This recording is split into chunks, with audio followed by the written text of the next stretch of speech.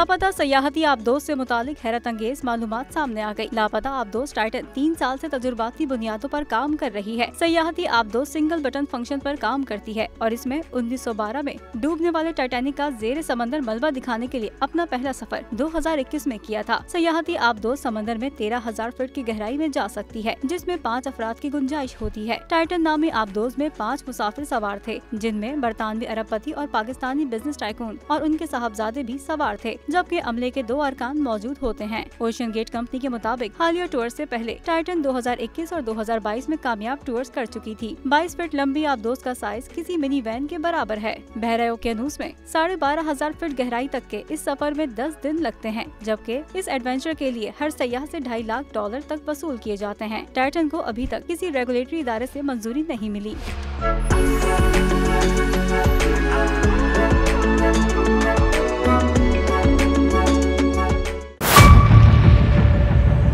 Mayor Karachi के इंतखाब की जंग, बोल ने फिर छोड़ दिया सबको पीछे। इस वक्त मुर्तजा वहाब मुंतखब हो गए हैं मेयर कराची, ये ऐलान कर दिया गया है बाकायदा तौर पर। सहाफती रिवायत रखी बरकरार, बोल ने दिखाई सबसे बड़ी ट्रांसमिशन। और ये सब्जेक्ट था, मैंने आपको कहा नंबर गेम में जमात इस्लामी के पास नंबर पूरे नहीं है। लम्हा बलम्हा की सूरत हाल से किया बाखबर अवाम को।